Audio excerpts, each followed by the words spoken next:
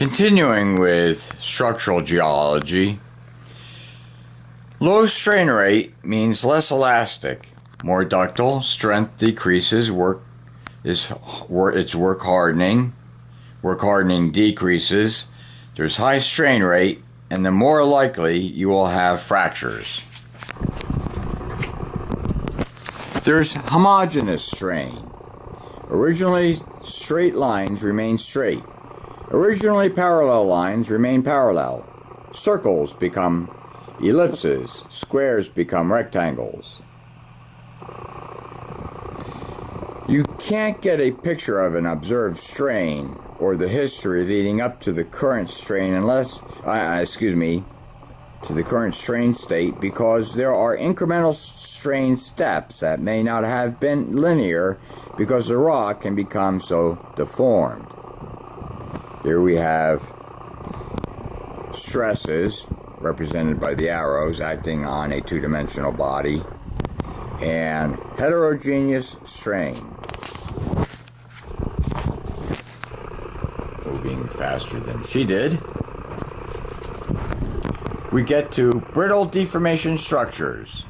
My camera keeps turning off on me, so this may be in multiple parts. We'll see. Brittle deformation. For example, low temperatures, low pressures, and not far underground. Up to 50 kilometers underground.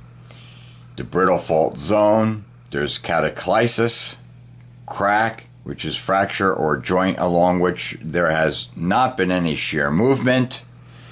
There is a fault which has expressed shear movement.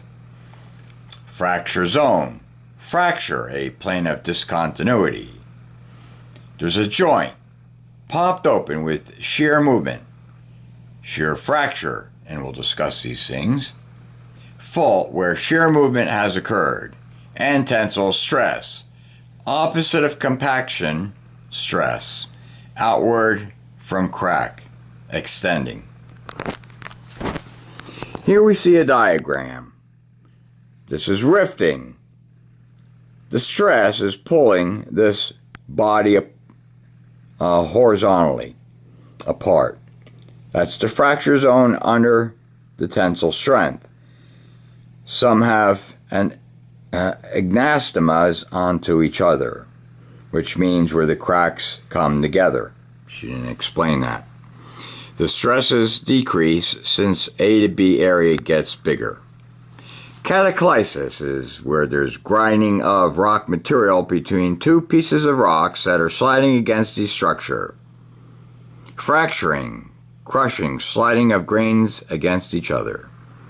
There's brittle fault zone, where there are where there are cracks in the rock itself. And here's a joint. This is an example of a tensile crack. In the center of the joint is an open space. A dike is a fracture space filled with igneous injection. A vein is a fracture space filled with minerals precipitated from water in solution. And I have an example of that. This is a piece of granite with a calcite vein. Calcite liquefied and then solidified inside and breaking apart the granite.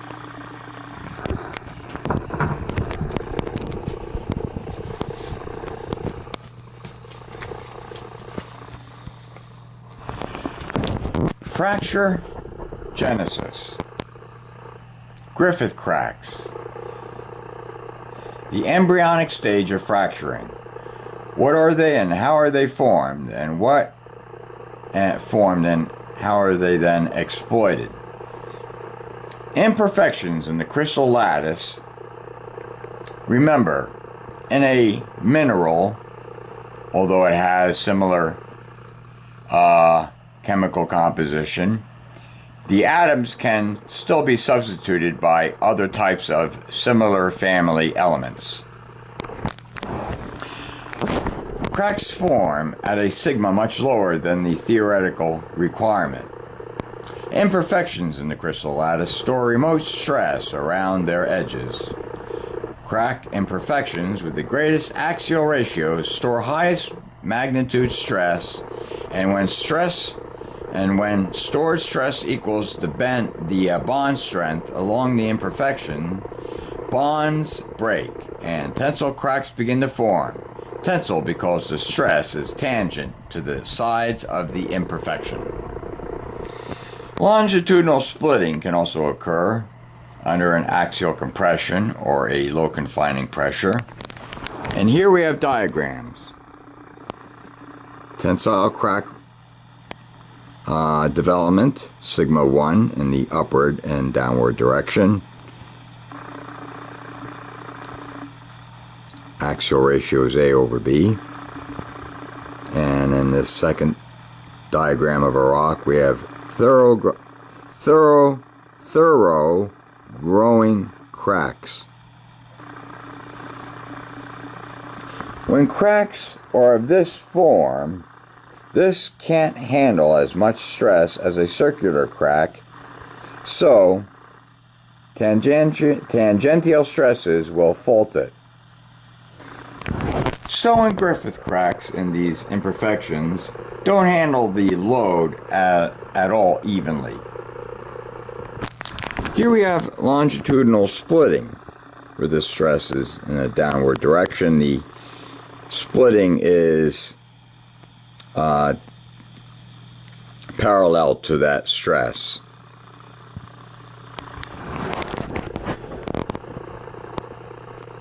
If you put a cut in the paper, okay, never mind. Let's talk about different types of cracks, one of which is the Griffith crack, which is microscopic. Propagation trends.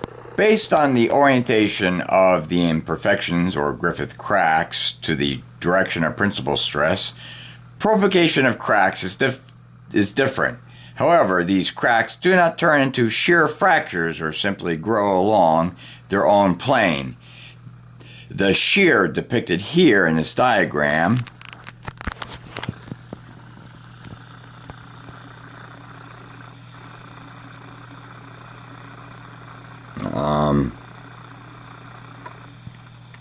is not measurable on a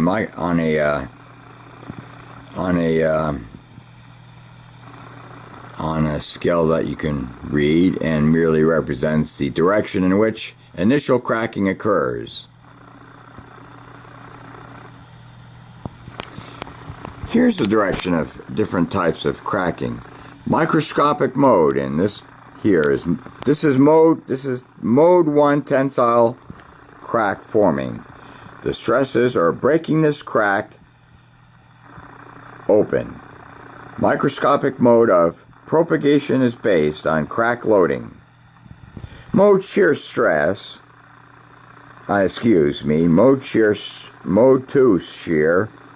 is a crack with both sides being moved up and down, and in mode shear stress, the crack is being moved by directions opposite and parallel to it.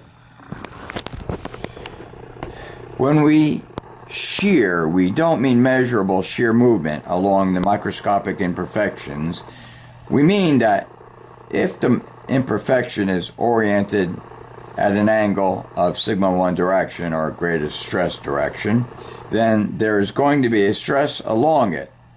The angle has nothing to do with the Griffith crack. See how the apparent shear here merely serves to pop open tensile cracks parallel to the greatest shear, depicting in parallel to the greatest stress, depicted in low confining pressure under compression.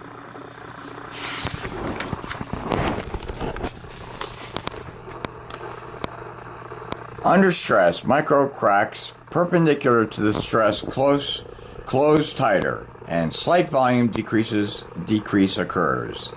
As stress continues to escalate, elastic compression occurs until the yield strength is reached. After yield strength is surpassed, new cracks develop in the manner previously discussed, and volume increases slightly.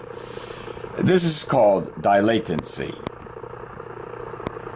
The cracks along the 30-degree plane, which is the preferred fracture plane, begin to coalesce.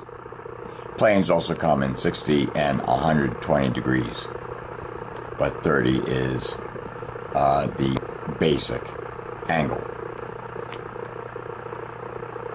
Finally, friction across the plane of fracture determines fracture behavior. In experiments, fractures form roughly 30-degree angles from the principal stress direction, or the axis. Conjugate fractures often form at a 60-degree angle, although only one fracture plane can remain active. Remember, shear fractures cannot be a large Griffith crack. Griffith cracks with shear pressure can't propagate along their own plane because they end in the formation of wing or tensile cracks. Griffith cracks create weaknesses and imperfections that can be used to apply pressure to result in failure and fracture when many cracks are forced to coalesce along the fracture plane due to applied stresses. It is important not to think of the two phenomenon as being one and the same, while understanding their close relationship.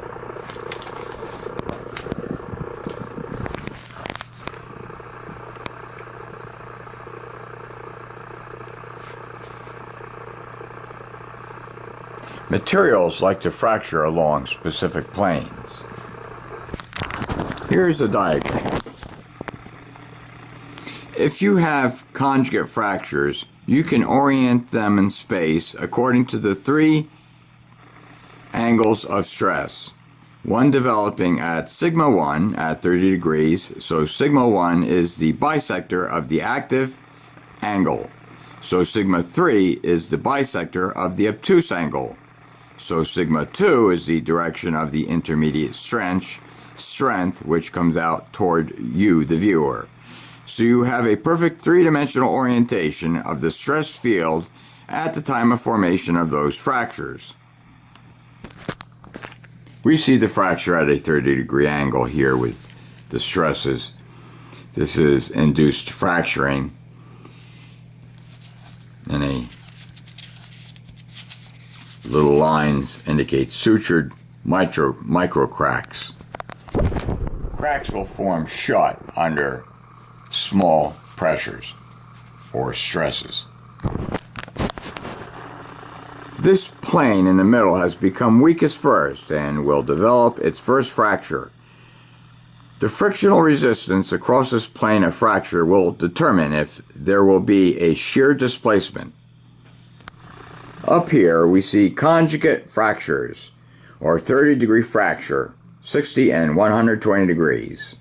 But these is just likely to form another 30-degree fracture. So these usually occur in pairs.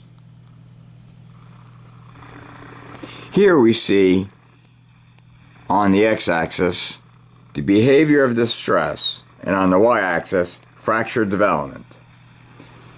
And the first layer represents closure of cracks and pores. That's under least stress. Then you have elastic compression. Above that, with higher stress, new cracking. And at the top, failure, cracks. So they coalesce. This is the coalescence of Griffith cracks. We have brittle shear zones, or cataclysis. Here we see a vein of precipitate mineral, which I showed you, and cataclysis, which we already went over. Incidentally, in this situation, in a fracture, the right lateral shear is the dextral shear. The left lateral shear here is the sinistral shear.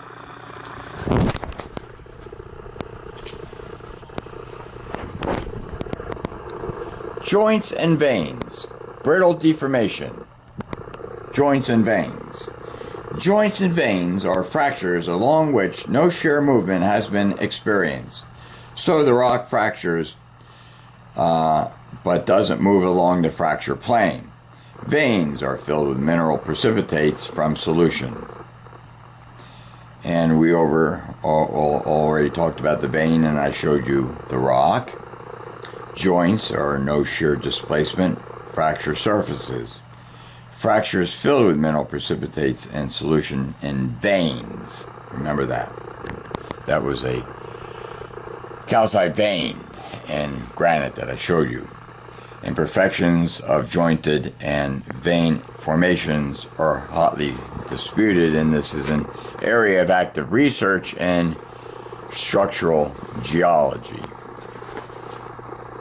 Let's talk about the Griffith crack and the plumose structure. The surface morphologies, and remember, the plumose structure of the Griffith crack is microscopic.